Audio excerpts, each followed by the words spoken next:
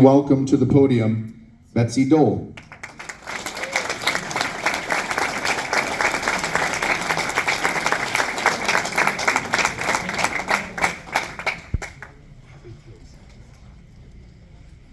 I'm afraid I'm going to be quite a come down after all that excitement. Wow. When Jen asked me to do this, I had to start thinking about what Grass River has meant to me. My husband and I have supported Grass River since its inception, which is over 50 years now.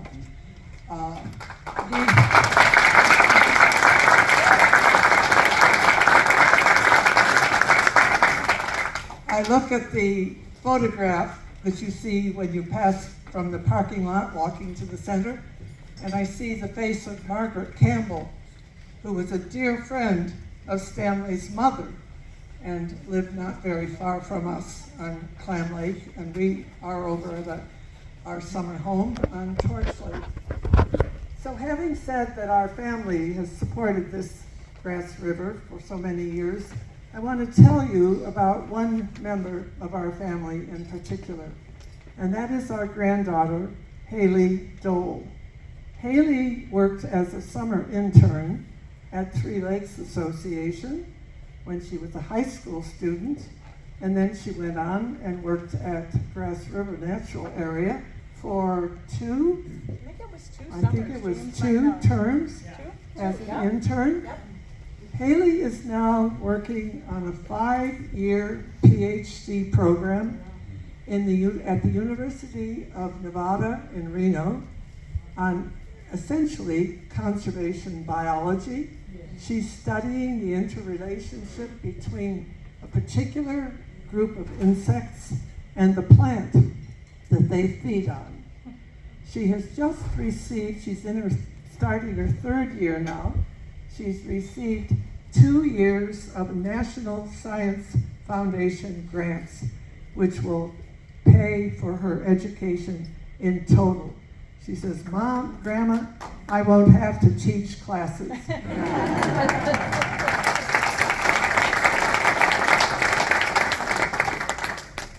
So I started to think about, why do we all love Grass River?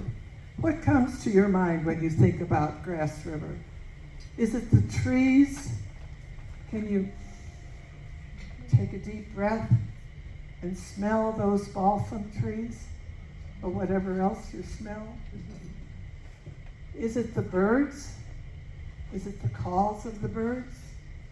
I remember hearing the white-crowned sparrow every evening as we would be returning from fishing in Grass River.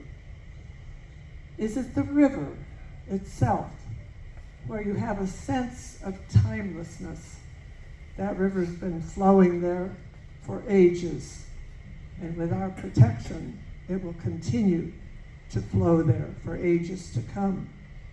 Is it the wildflowers? What are your favorites? My favorite in the spring is the marsh marigold, right? I see some heads nodding. And then about this time of the summer, I noticed a white flower springing up on a single stem, coming right out of the water almost. I had never seen that flower before. Anyone know what it is? Raise your hand. Grass of Parnassus. That's right. That's my favorite flower.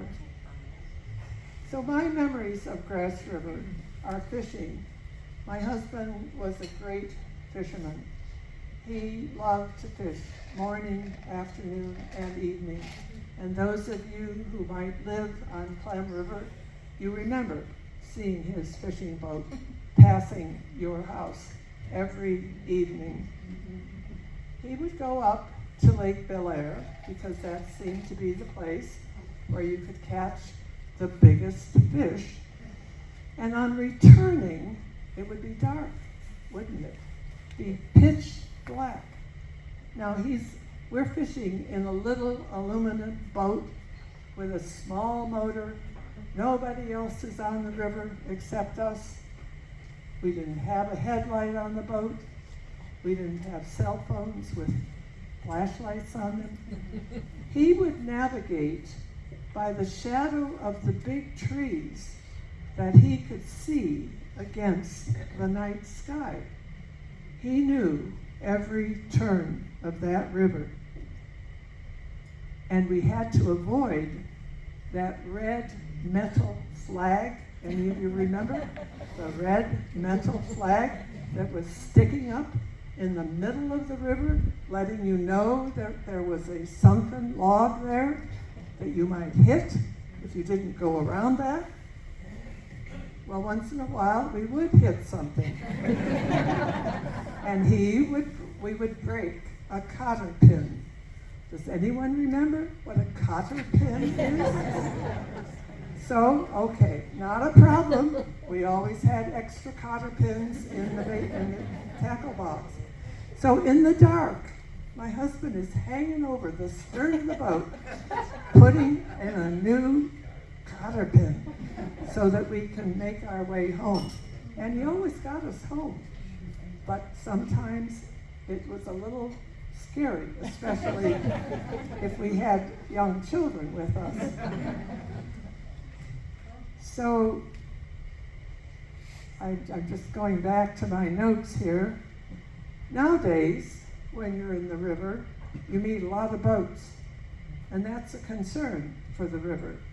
Our family notes that the river is much wider than it used to be, and we're concerned about boats that push their bows up onto the edge of the river.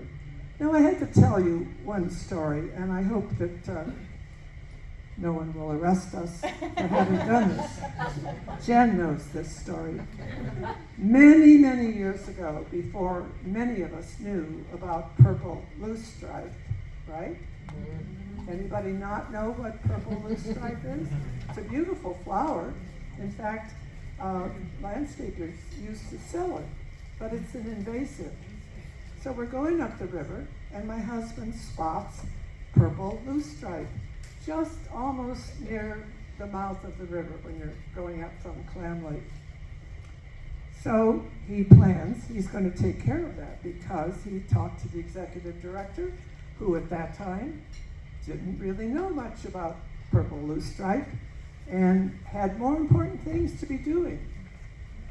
So Stan loads up a jug, it's a milk jug in which he puts a mixture of weed begone and water. And he has a pair of shears with him.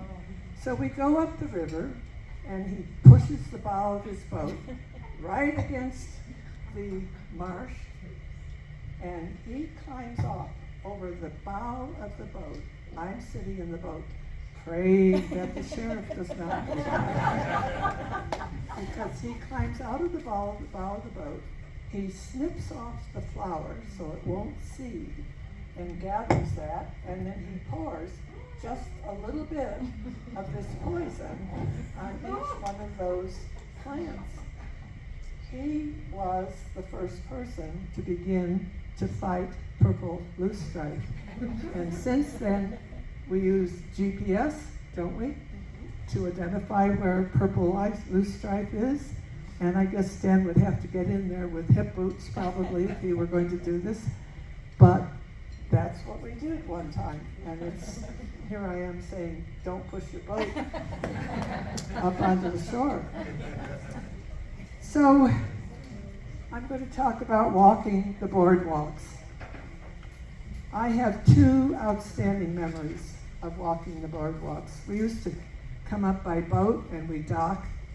We'd get off at the dock at the river, and then we'd walk from there up to the old cabin. There used to be a showy lady slipper just as you left the boardwalk and you walked onto solid ground.